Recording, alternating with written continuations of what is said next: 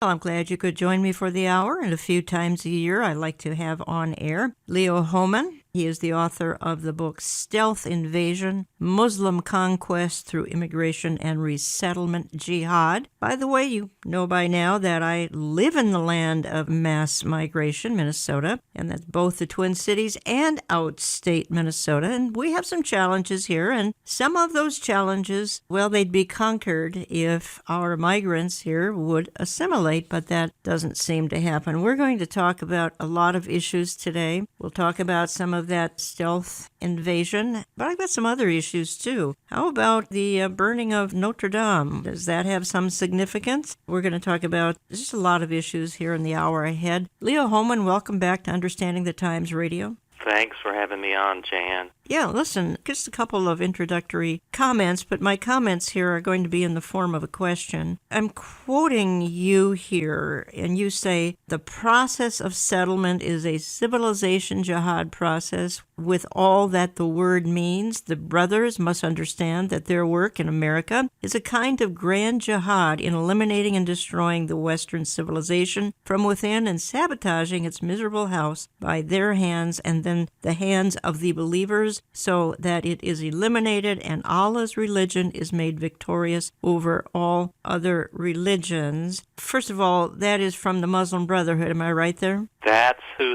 the reference to the brothers is pretending to, exactly, the Muslim Brotherhood, founded in 1928. Okay, so a couple of comments here, because we've got some representatives in Congress that just are a little bit troubling. I've referenced them on air before, and we can call them out by name here eventually. Nancy Pelosi removed, I think, personally, all doubt as to who is really in control on Capitol Hill. It's not, say, the old-line Democrats, the liberals. It is the new breed of Democrat, the so-called progressives, who now call the shots. We are seeing nothing less than the convergence of the red-green axis right before our eyes. I'm quoting you, Leo, and then you go on to say, red, which is Marxist ideology, and green, which is Islamic ideology, coming together for a complete and total transformation of America. How have we even allowed this to happen? I mean, I know Barack Obama promised the fundamental transformation back in 2008, and I shuddered. Why do you want to transform something that's good already? But what are you talking about here? I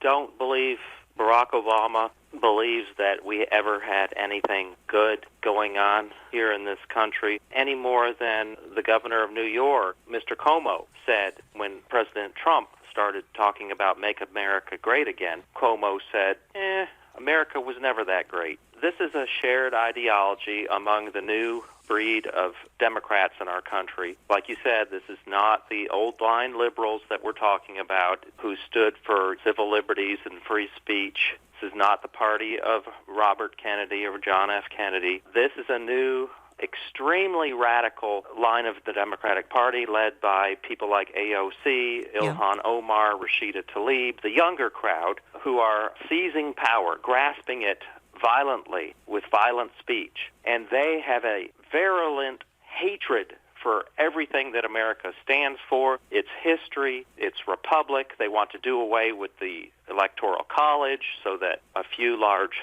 cities on the East and West Coast, along with Chicago, can basically pick the president. They want the Green New Deal, which would outlaw, phase out, whatever you want to call it, all things American, including the history. That's why we see the tearing down of the monuments. That's why we saw when Nancy Pelosi came out against Ilhan Omar's anti-Semitic statements, it seemed like at first she wanted to do the right thing and denounce Miss Omar for these extremely hateful comments about Israel and American Jews. Remember saying it was all about the Benjamins, baby, and stuff like that. Well, who came to her defense? It was CARE and the Muslim Brotherhood folks. Linda Sarsour, who is the mouthpiece of the Brotherhood right now in the U.S., the face of it, if you will. She's not the one making the decisions. Those are in the background. But she is the public face currently, and she's made a long Facebook post and said that Pelosi is, quote, a typical white feminist doing the work of powerful white men,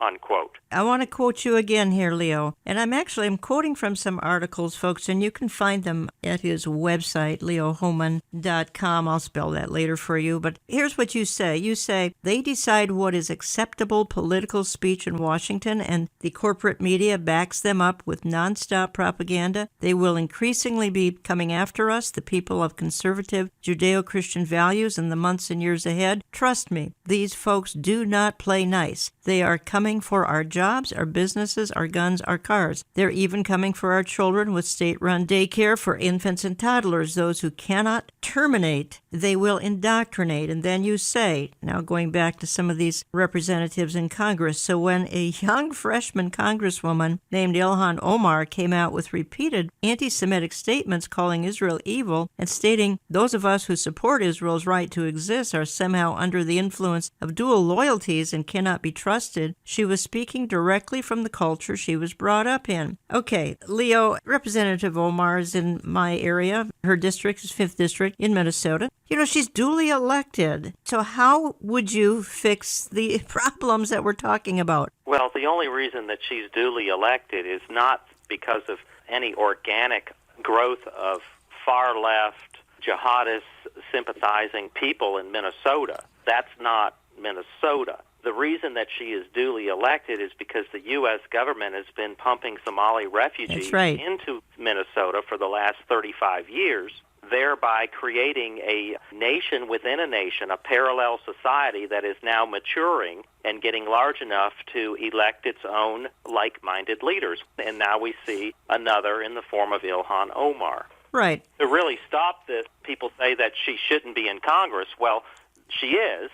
And there's no way to remove her because she's duly elected, and the only way that we can stop others from being duly elected would be to stop or severely rein in this refugee resettlement program. And by the way, a major Islamic figure, his name is not coming to me, but he's affiliated with CARE, came out a few weeks back and said that their goal is to have 35 Muslim congressmen, I believe he said, by the year 2030. On behalf of CARE, Council on American Islamic Relations, I would like to welcome everybody tonight to our congressional reception honoring our 3 Muslim Congress members. Assalamu alaikum and good evening. Usually, about 30 to 40 American Muslims run for public office.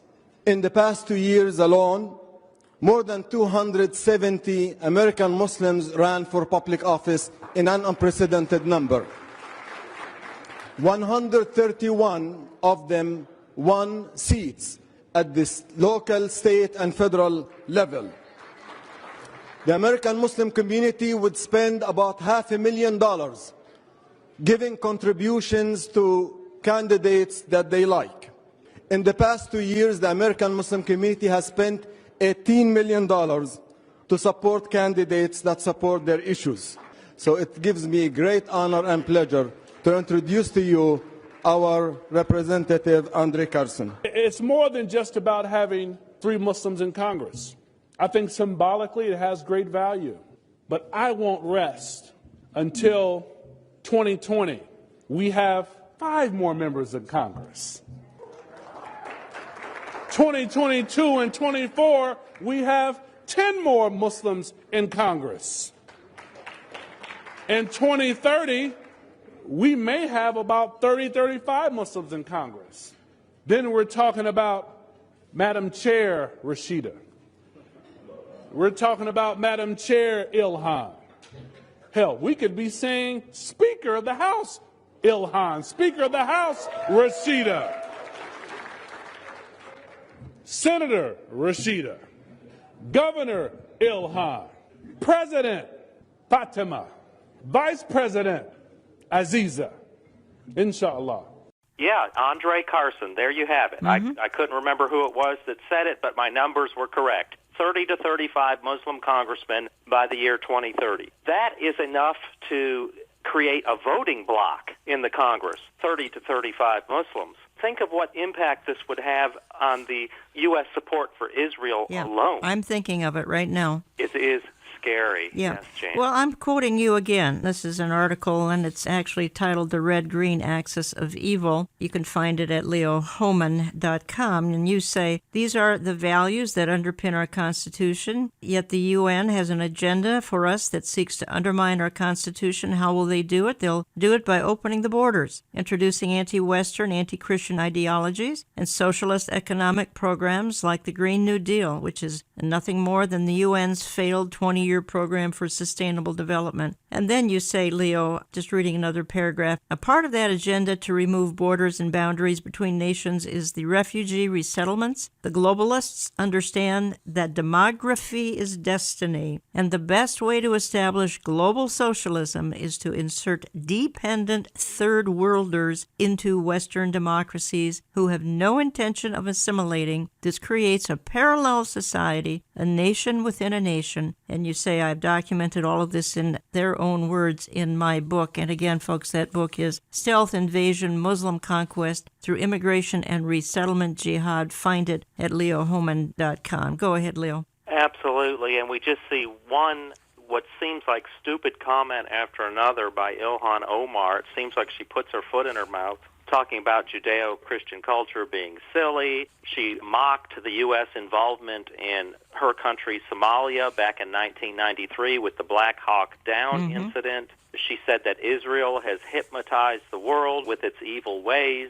These really aren't stupid, and they are not just off-the-cuff comments. I believe that all these comments by her and Rashida Tlaib are very calculating and planned to get a reaction from people. People who still haven't lost their minds naturally hear these things, Jan, and what is their inclination? They want to criticize them. They want to point out how off-base they are. But then that just gives the Brotherhood, through its mouthpiece, CARE, the chance to slam these people who criticize Omar, criticize Tlaib for their outrageous comments. They are then slammed as being Islamophobic. So it actually, they turn it to their benefit, even though it seems like a stupid comment. It seems like an outrageous comment. It gives the Brotherhood another opportunity to criticize us and make us seem like what they call the white supremacists, the white nationalists. They're just being Islamophobic and anti-Muslim. You're listening to Understanding the Times Radio. If you join me late, this is Jan Markell talking to author Leo Homan. Many of you have read his articles and read his book, and I'll give more contact information as we move along. And also, you say, Leo, we're back to the Democrat Party here. This is not your grandmother's Democrats. They are way more aggressive in pushing their agenda, and they are coming after us. You are no longer just required to tolerate same-sex marriage and transgender bathrooms. You must celebrate the new normal as defined by them, and if you don't, you are immoral and less than human. You may even be a white supremacist, as you said. But I want to give another quote of yours here, and that is this. You say, the people who say there is no God, that's most everybody on the left, the people who say there is no God have joined forces with the people who say there is no God but Allah. And that, folks, is a powerful combination. And that's where you get the title, folks, of the Red-Green Alliance, the red Marxist, green Islamic axis of evil. And I love that quote, Leo. The people who say there is no God, the Marxists, the leftists, have joined forces with the people who say there is no God but Allah. And that's a powerful combination. You're right, but it's powerfully dangerous. Absolutely. And, Jan, what really stood out at me is what you're reading from is the transcript of a speech I gave to my local Republican Party here in a county not far from Atlanta. When I started the speech, the first thing I did was ask. It was a group of about 100 folks, county Republican Party meeting, convention. It was their annual convention, and I asked, how many of you have ever heard of the red-green axis? Not a single hand went up. Not a single hand. And so I said, well, you're using some Georgia lingo. I said, well, you're fixing to find out. Yeah. And they really were shocked by what they heard. They had no idea that the left, the Democrats, the new type of Democrats, not the old Democrats, had so closely aligned themselves with the Islamists in this country that they were both defending each other at every opportunity. And you have the left, which believes in this country in gradual creeping Marxism, having the back of the Islamists, which are working for, as you pointed out in that explanatory memorandum, the gradual civilization jihad, in which they use our Constitution and the freedom that it grants them to just tear down and wear away at our freedoms. just one of which ways in which this works. I pointed out a minute ago how they use outrageous statements and language from these two new Muslim congresswomen to then spark criticism on behalf of the right or even the moderates in this country, and then the Muslims jump in with the leftists like AOC and call us bigots. Well, I want to play one more clip because it's still... That is civilization jihad. Civilization jihad. I want to play... process. It's Claire Lopez, Clarion Project, and again, she's talking about this red-green alliance and how absolutely dangerous it is. Now, there are three major elements, as I mentioned, to this red-green axis, and we're going to talk about each one in turn. The U.S. Muslim Brotherhood, the Black Lives Matter movement, and a communist, anarchist cabal of what I call the Saul Alinsky mold of anarchists who are in the tradition, quite literally, of the Russian Revolution of 1917. So we'll start with the Muslim Brotherhood. In the United States, I don't know if you all know this, but in 2014, and the Center for Security Policy has written quite extensively about this, including in a book that we call the Star-Spangled Sharia, the Muslim Brotherhood front groups, many of them in the United States, formed an umbrella group of a kind. And so I'm talking about CARE, ICNA, ISNA, I'm sorry, not ISNA, they're not part of it, but they're affiliated with it, and other well-known Muslim Brotherhood front groups in this country formed an umbrella group, and they called it the USCMO, United States Council of Muslim Organizations. That group, we thought, was unique to the United States, that only in the United States had these Muslim Brotherhood front groups come together. Lo and behold, we find out in early 2016 that there was a conference held in Crystal City, Virginia, right outside of Washington, D.C., in February of that year, and it brought together the councils, plural, of Muslim organizations from countries all over the world. Represented at that conference in Crystal City were Muslim Brotherhood front groups from, let's see if I can even remember them all. We had Canada, Britain, France, Spain, Germany, Italy. Other continents were represented. El Salvador, Brazil were represented. South Africa was represented. Australia was represented. New Zealand was represented. All of those, and I'll add one more in a moment, were at that conference. That means that the Muslim Brotherhood is organized in this way of councils, umbrella groups, not just inside the United States, but they've got a network across the entire world.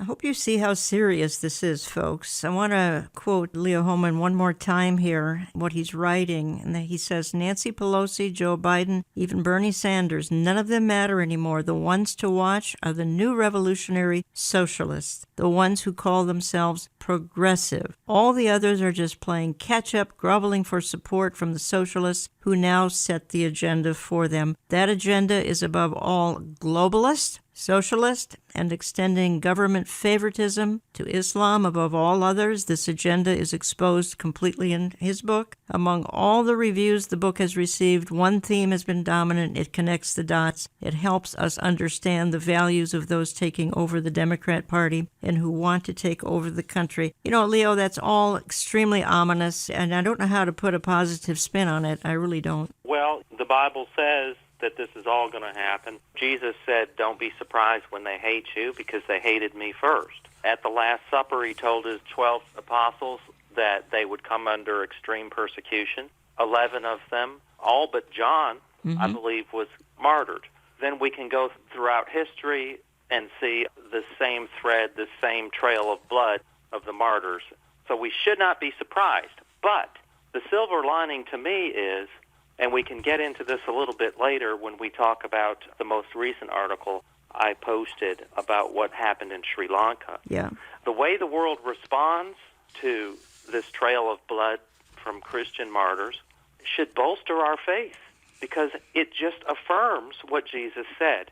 It affirms that we worship the one true God. When you see Muslims being celebrated all over the world, despite the obvious violent nature of this religion, and you see Christians being denigrated when we stand for peace, love, and the golden rule, this just reaffirms what Christ said would happen in the last days after he went back to be with the Father. Right, 2 Timothy 3 as well, that these days will be perilous times. I want to morph into that other article that we're talking about right now, and that article is titled Elites Setting the Stage for a Global Crackdown on Biblical Christianity. Again, that's referencing a couple of things, and certainly the Sri Lanka, and before that, it references the situation in New Zealand, but you say this, Leo, and let's talk about it for a few minutes here. You say the same Christophobic war on Christianity will arrive soon in a city near you. Soft persecution has already caused conservative U.S. Christians to lose jobs and be passed over for promotions simply because they are pro-life, believe in the sanctity of marriage between a man and a woman, or stand against creeping Sharia in their community. This soft persecution will turn hard soon enough, just as it is turning in formerly free countries like France and Germany. Then you say, are you ready for it? And you and I talked for a few seconds here about this article. It's headed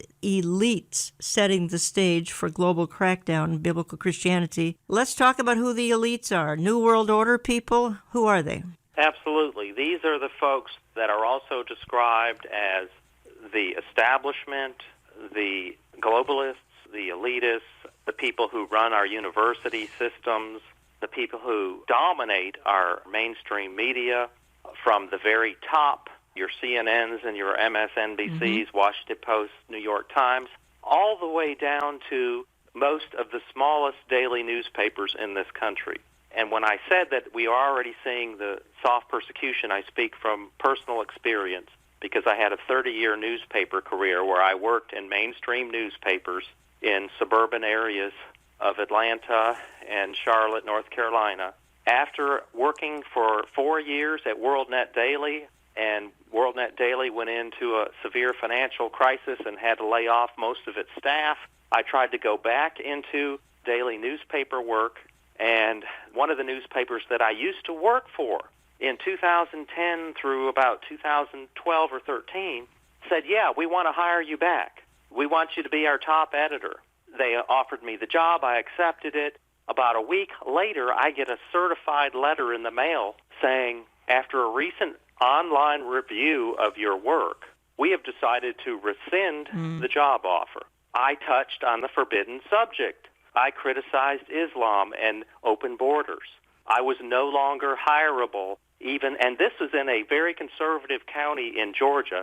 The publisher actually told me that we are the reddest county in Georgia. Okay. So here you have a newspaper in the reddest county in Georgia, which is a red state, and they won't hire someone to be their news editor because he had written critically of Islam and open borders. Okay. It is really going on more than the average conservative is even aware. Right. It is more than the average listener is aware. You're absolutely right. But you and I commented about those who were observing the tragic situation in New Zealand, and then more recently, Resurrection Weekend, of course, what happened in Sri Lanka, and the comments by Barack Obama and Hillary Clinton. Talk to me about that for just a minute. We can carry this over into my second segment. Yes, that was striking, Jan, the choice of words used by Barack Obama, Hillary Clinton, Julian Castro, Elizabeth Warren. They all used very similar words, and instead of identifying the victims in this tragic bombing, which, by the way, the casualty number is now up to a devastating 359 people who were in churches and hotels. They were described by Obama and these others as, quote, Easter worshipers and tourists, and others called them victims and worshipers and people. Nobody on the left, nobody in the mainstream media other than, I believe, Fox News and maybe a couple of other newspapers referred to them as what they were. Christians. They would use anything but Christian to describe these people. It was really quite astonishing. And Antonio Guterres, the General Secretary of the United Nations, also put out a tweet giving his condolences for this attack, and he refused to call them Christians. And you compare that with the way that these same people responded and reacted to the attack on the two mosques in Christchurch, New Zealand, and it is stark. All of those responses from these same people, Clinton, Obama, Guterres, said, we stand with the Muslim community. We stand against anti-Muslim bigotry. We want an action plan to stop this Islamophobia. Hillary Clinton used the word Islamophobia. They clearly identified the victims as Muslim, and they identified the attacker as a white nationalist, which this crazy man who did the shooting did make some comment in his manifesto about white supremacy, but he also was a big fan of the sustainability and the Green New Deal type of policy. It really is, to me, telling on the difference between these two attacks, one which killed 50, which is bad enough, 50 Muslims, but the other killed 359 Christians. This was the biggest attack, terrorist attack, since 9/11. Leo, we have to pick this up in the next segment of the programming. Folks, don't go away. I'm coming right back. If Understanding the Times Radio makes a difference in your life and walk with the Lord, let us hear from you. Write us through our website, olivetreeviews.org. That's olivetreeviews.org. You can call us Central Time at 763-559-4444. That's 763-559-4444. Or drop us a note at Olive Tree Ministries, Box 1452, Maple Grove, Minnesota, 55311.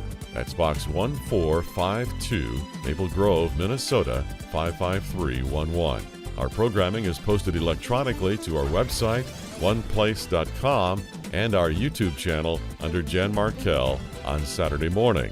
More with Jan Markell and Leo Holman in a moment. It is now on the horizon, Understanding the Times 2019, Saturday, September 21st. Tickets will go on sale June 1st. They are general admission only and are $25, but include a lunch. After June 1st, we're asking that you call the Brushfire Agency at 888-338-5338 or sign up online at brushfire.com. That number again is 888-338-5338 after June 1st. We are featuring 6 speakers, and we begin at 8:45 a.m. Church doors open at 7 a.m. And the location is again Grace Church in Eden Prairie, Minnesota, just outside of Minneapolis. Consult our website for hotel information. Our speakers include Dr. Robert Jeffress. These signs that have been around for a long time, they are increasing in frequency and intensity. I think something big's about to happen. I believe we're in the last days. I believe the Lord is going to return. Amir Sarfati. And at the last trumpet, we're going to be out of here. There will be certain events around the world, and there will be the last trumpet, and we don't know the day, and we don't know the hour, but we understand the times and the seasons. Pastor J.D. Farag. Because there's coming a time, and I believe it's very soon, when that trumpet's going to sound, and everything here matters no more. I mean, shouldn't that affect us, the way we live our lives? Pastor Jack Hibbs. And he's not only spoken to us in his word, he is speaking to us right now in world events. He's requiring you and I to take what we're seeing in the world and match it up against the Word of God. And Jan Markell. I believe that the world is longing for a man with a plan, for a Mr. Fix-It. It says down at the bottom of here, is there a leader who can stop the chaos? We will also have a greeting from Lori Cardozo-Moore from Proclaiming Justice to the Nations. The event will be live streamed at no cost. Again, that's Saturday, September 21, just outside of Minneapolis. We invite all remnant believers to better understand the times and become watchmen on the wall. Make friends for life at this annual conference. Learn why things aren't falling apart, they are falling into place.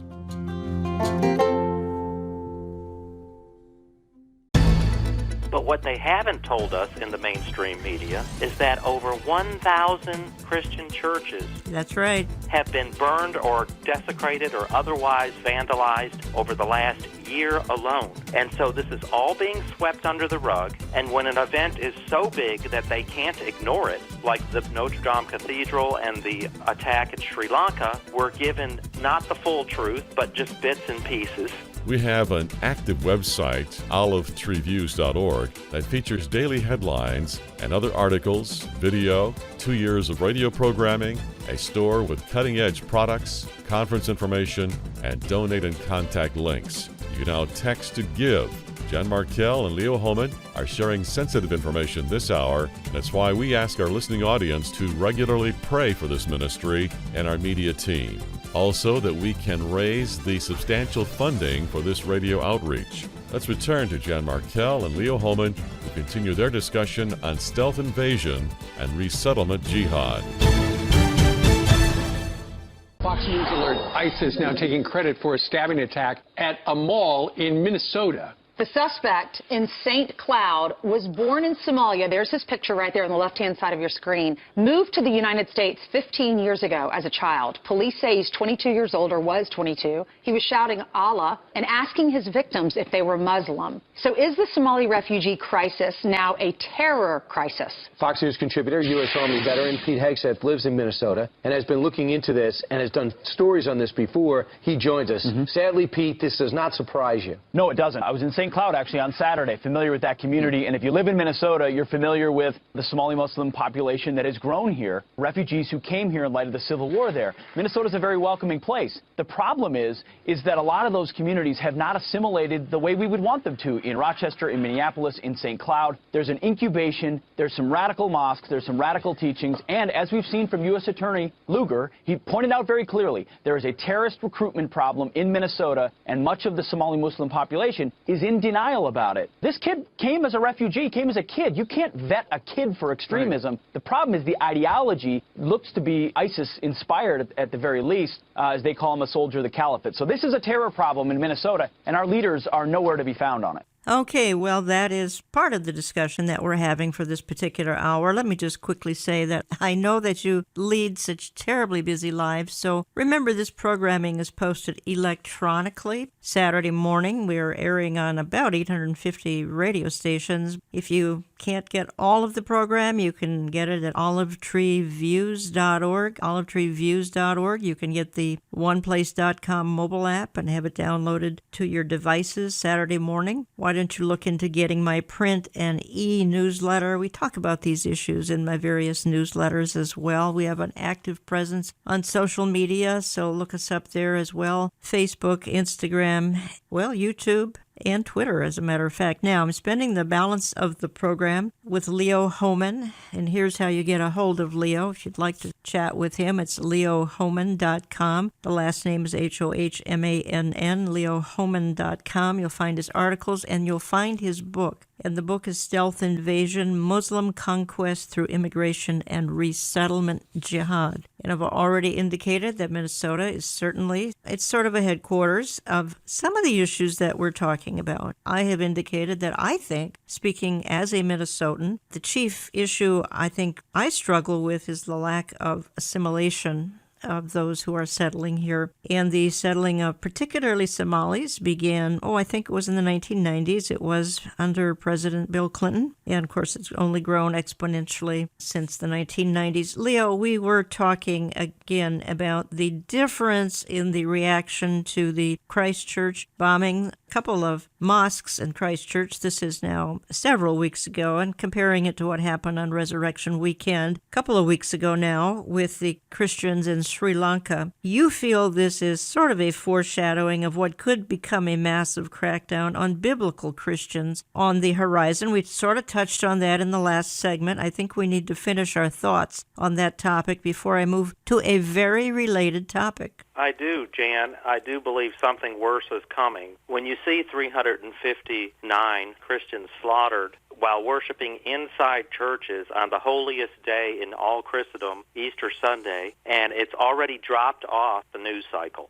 No coverage of this event, even though the number of casualties kept rising, has continued to rise every day. It was 290. The next day it was 304 or 5. The day after that it was 321. By Wednesday night it was 359. And so even though this is a story that continues to evolve and get worse, you have to really hunt on the Internet. You have to go to the Internet and start Googling to find out what's going on. We see the same thing happening in France, where we had the big story the week before about what? the burning of the Notre Dame Cathedral, which is the most iconic church in that country, which is quickly being taken over by Islam. 10% of the French population is now Muslim. But what they haven't told us in the mainstream media is that over 1,000 Christian churches That's right. have been burned or desecrated or otherwise vandalized over the last year alone. And so this is all being swept under the rug, and when an event is so big that they can't ignore it, like the Notre Dame Cathedral and the attack in Sri Lanka, we're given not the full truth, but just bits and pieces.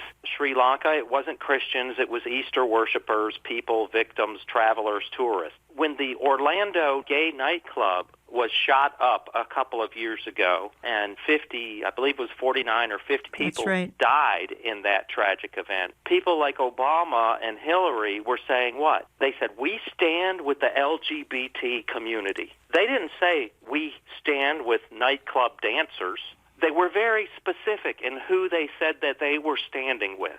We don't see that when there's a massive attack on Christians. Right. We just get this vague, generic term like Easter worshipers. Right. To me, that is sending signals. We need to pay attention to the signals that the world is sending us, lest we be caught unprepared when the persecution comes to our country, our state, our city. Don't want to be caught unprepared. And I believe that if we read the tea leaves of what the world is telling us, that there is a hatred for Christianity that is about to boil over. Look at the Nazi Holocaust. Jews were not suddenly rounded up and taken overnight, disappearing into concentration camps. First, they had to marginalize them in the media and in the public square. They had to blame them for all the country's woes, the bad economy. It was the Jews' fault. Leo, you and I are kind of talking about biblical Christians here. I want to segue into... I think it will affect all Christians, but it is biblical Christians who are going to be held to the sword. But I'm morphing into another article of yours, which is really more about apostate Christianity, and it's called The Coming Convergence of Islam and Apostate Christianity. I want to spend an extra few minutes on this because we've got churches participating in all sorts of things that are very strange. Churches participating in Ramadan, churches participating in Chrislam. I'll say more about that as we move into this. You write here, we're back to the situation of the Cathedral of Notre Dame. I'm just skipping around in an article that you wrote, and you say, why were the French so eager to sweep this fire under the rug of history? And then you go on, there has been a disturbing pattern of arsonists, as you just said, targeting hundreds of Christian churches in France over the last few years, including 10 in a 1 week period. The same month that the Notre Dame caught fire, there were 10 in 1 week churches that were burned, probably, I think, by arson. And then you go on to say, with nearly 10% of its population now Muslim, France would quickly devolve into chaos. Police would launch a nationwide manhunt for the Muslim arsonists. Muslims would be out in the streets, perhaps defacing more churches and cemeteries. Anything that stands as a symbol of Christian France. Priests and pastors might be kidnapped and killed. Regular Frenchmen, feeling threatened, might strike back, possibly burning down mosques in retaliation. And then you say, Leo Hohmann, you say the last thing President Macron wants is to take a chance that a thorough forensic investigation could spark a civil war. You can hardly blame him, but show me a nation that has lost the will, for whatever reason, to enforce the rule of the law and lost faith in its ability to blindly apply justice, and I will show you a nation that has already been conquered.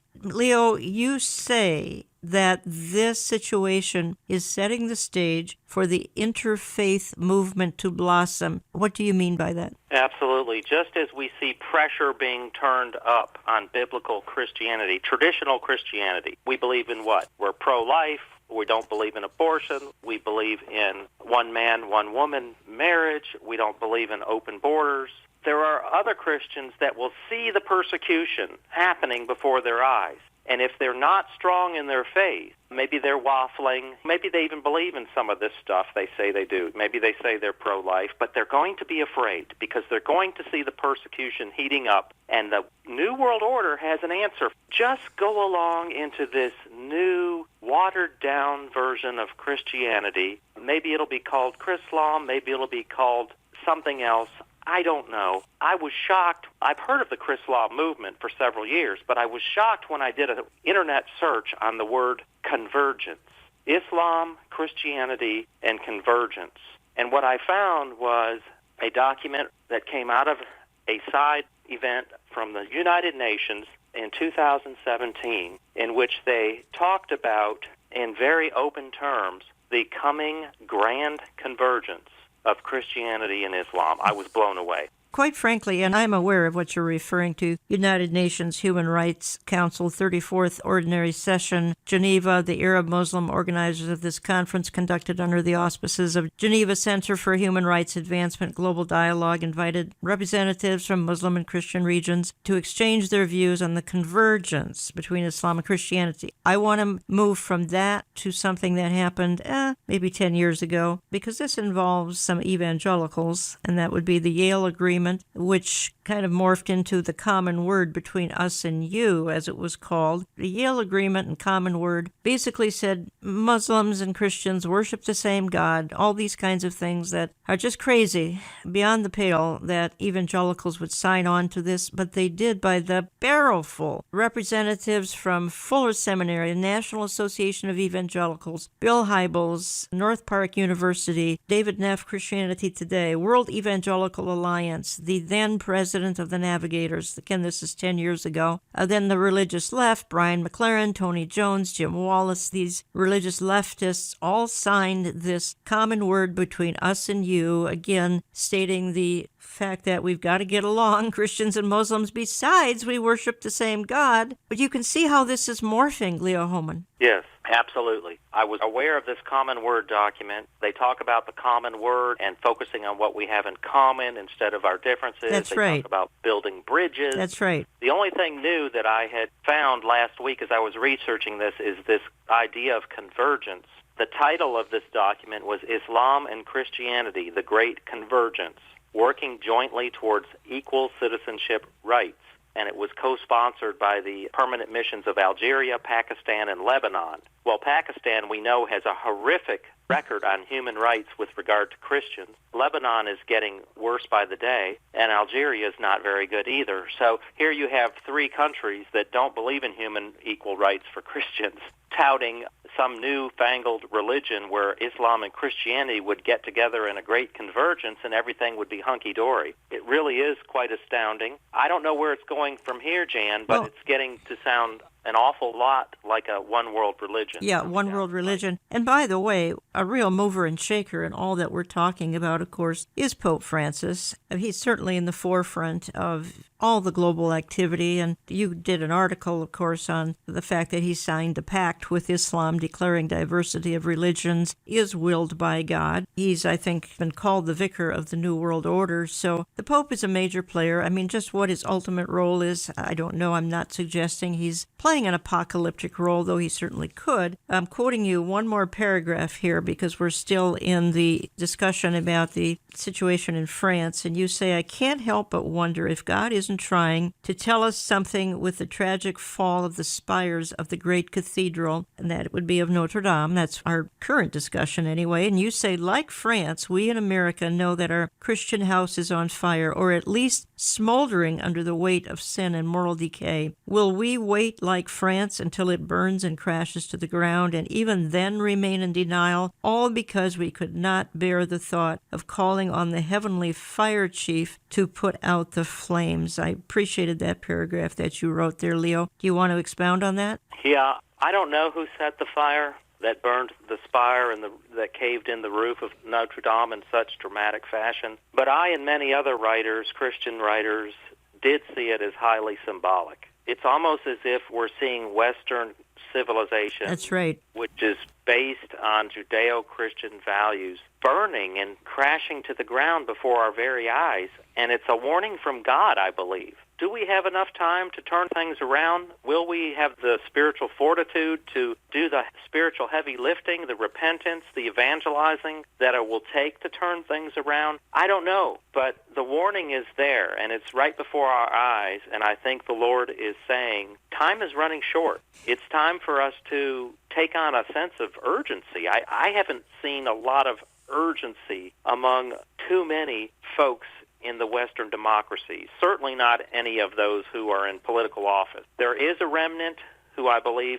is very much aware of what's going on and is preaching repentance and is looking at their own lives and repenting and trying to get right with God because something is getting ready to happen. The Lord is merciful, and He's sending us warnings. You can learn more, folks, at Leo's website, leohoman.com, and find his book there, Stealth Invasion, Muslim Conquest Through Immigration and Resettlement Jihad. Leo, in our time that remains, I want to move to a different topic. I've been covering some information, folks, from his website. He's a journalist. You can sign up for the RSS feed and get it in your inbox every time he writes an article, but you have to go to leohoman.com to do that. And this is an article you've written, Are You Unwittingly Funding the Leftist Takeover of America? Let me just read a couple of paragraphs here, and whatever time we have, we can discuss it just a little bit. You say, many of you have contacted me shocked and asked what we can do to stop the race towards socialism, which we know will accelerate once the progressives win back the White House, and they will win if we continue to ignore the biggest elephant in the room, our lack of funding and the utter dominance of the mainstream media by the left. When that day comes, it will be open season on anyone who dares to speak up on behalf of Judeo-Christian values that undergird our Constitution. In short, our Constitution itself is in danger of being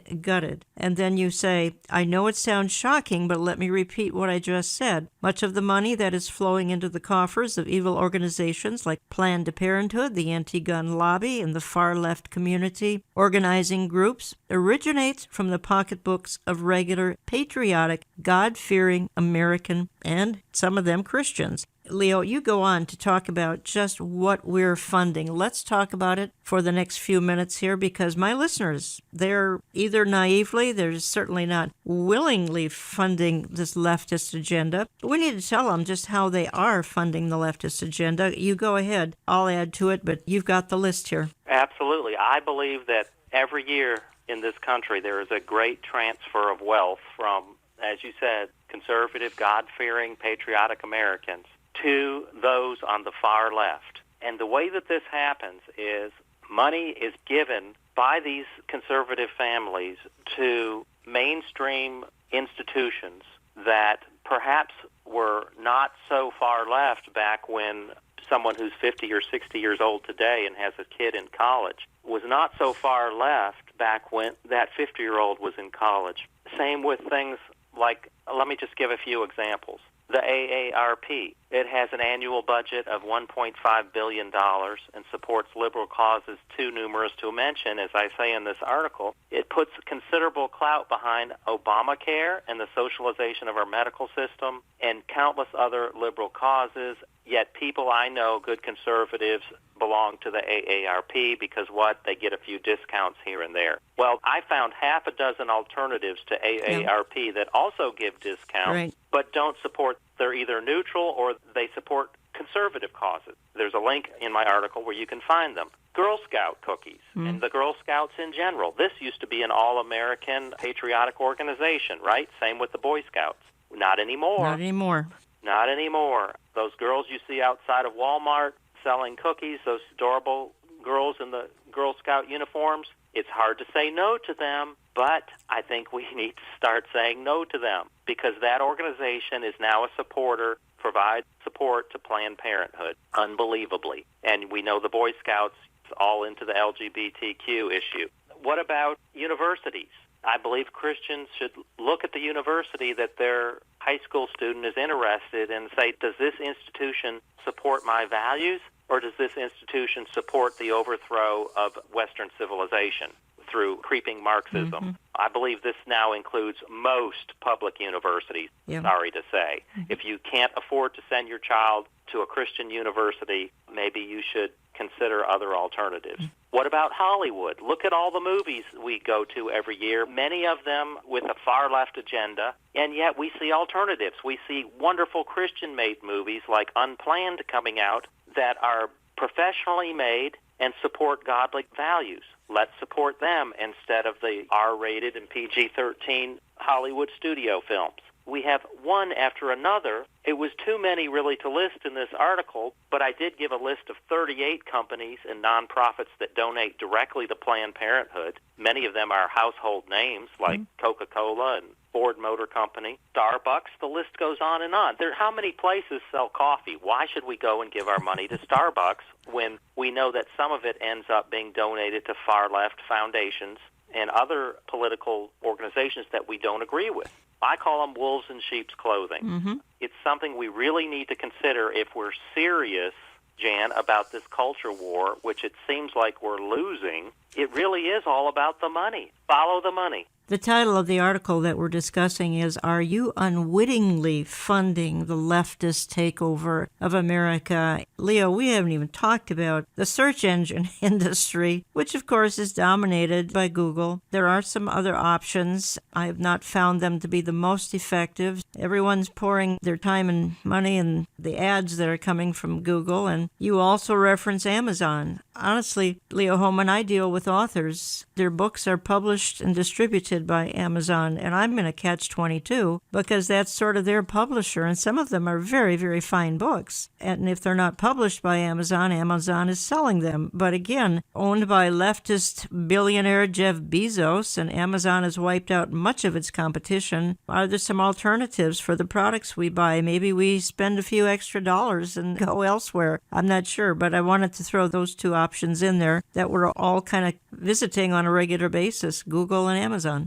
Absolutely. And the one that I had found that is a really good alternative, to me it's far better than Google, is DuckDuckGo.com. You go to DuckDuckGo, you punch in whatever it is that you want to search, and you get an unbiased list of sources that provide the information that you're looking for. Whereas with Google, if you punch in, say, something on a topic that myself or Robert Spencer or somebody else wrote about concerning, say, Islam or abortion or whatever, our articles are going to be buried like 8 or 10 pages into the search. This didn't used to be the case with Google. 4 or 5 years ago, you could punch in a topic and a story by Leo Hohmann at WorldNet Daily would come up in the first page or two if you put in the right keywords. Now you have to almost punch in the exact headline or title of the article to get it within even the first 2 or 3 pages. Interesting. It really is astounding. But DuckDuckGo doesn't do that, and DuckDuckGo also does not track your searches and save your search data like Google does. Well, and you're right, Leo. You say the problem is that the left, while our parents and grandparents slept, quietly hijacked almost every cultural institution in our country. Once purely American groups, and again, we've talked about it, like the Girl Scouts, the AARP, the Chamber of Commerce, and some of the largest church denominations have all flipped in recent years to the point where they are on board with the insane policies of open borders, abortion, special privileges for an ever-increasing cadre of subgroups claiming to be victims, and socialism under the guise of sustainable development, or as recently rebranded, the Green New Deal. Folks, if you want to learn more, I invite you to visit leohohmann.com, and I invite you to look into his book, Stealth Invasion, Muslim Conquest Through Immigration and Resettlement Jihad. I got about 30 seconds, Leo, if you want to wrap it up. Yes, I just thank you so much for this opportunity, Jan, and for your wonderful ministry. I really believe that the answer is we need more observant Christians. We have a lot of Christians in this country, and we have a lot of Muslims. The percentage of Muslims who are observant and actually following the Quran and what it says, I believe, is on the rise. The number of Christians who follow and observe what the Bible teaches has been on the decline for years. We need to reverse that, and that is going to be the answer to our problem. You know, folks, it says in Isaiah 33:6 that God will be the stability of our times. Politicians never will.